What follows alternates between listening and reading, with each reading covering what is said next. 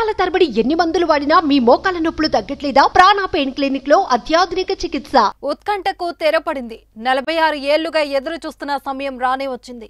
ఒడిశా రాష్ట్రం పూరి క్షేత్ర రత్న భండాగారం తెరుచుకుంది. 1978లో తర్వాత గదిని తెరిచారు. మళ్లీ ఆదివారం మధ్యాహ్నం 16 మంది సభ్యుల బృందం గదిలోకి అడుగుపెట్టింది.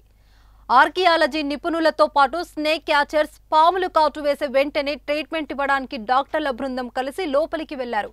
చిమ్మ చీకటి ఉండడంతో పవర్ఫుల్ లేజర్ టార్చర్ లైట్స్ వెలుగులోకి గదిని పరిశీలించారు. గదిలో భద్రపరిచిన విలువైన ఆభరణాలు, ఇతర వస్తువులను గది బయటకు తీసి వాటిని పెట్టెలలో తరలించనున్నారు.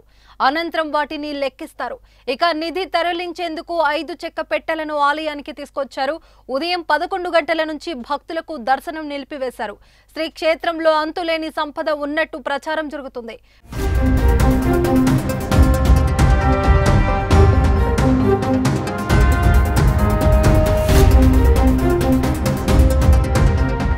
రాజులు సమర్పించిన వజ్రాభరణాలు, బంగారం, వెండి ఆభరణాలు ఉంటుందని అంచనా వేస్తున్నారు.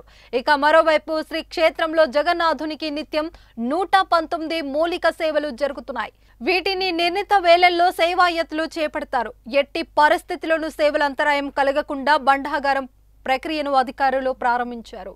12వ శతాబ్దంలో పూరి జగన్నాథునికి అనేక వజ్ర రత్నాభరణాలు సమర్పించారు. ఒడిశాను పాలించిన అనేక మంది రాజులతో పాటు నేపాల్ పాలకులు సైతం ఇక్కడ స్వామికి అత్యంత విలువైన వజ్ర వైఢూర్యాలు కానుకలుగా ఇచ్చారు.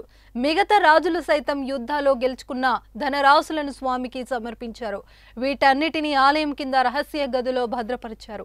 అనంతరం పద్మనాభ స్వామి వేలమాలిగలో ఉన్నదానికంటే ఎక్కువ నిధి ఇక్కడ ఉంటుందనే అంచనా. వీటి విలువ 1,00,000 కోట్ల విలువలు ఉంటుందని భావిస్తున్నారు. చివరిసారిగా 1978లో రహస్య గదిని ఓపెన్ చేశారు.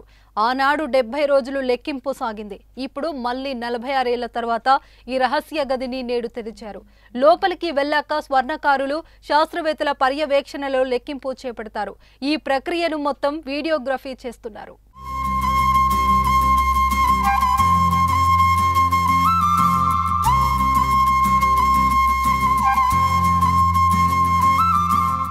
సుమన్ టీవీలో మీ పర్సనల్ అండ్ బిజినెస్ ప్రమోషన్స్ కోసం కింది నెంబర్కి కాంటాక్ట్ చేయండి.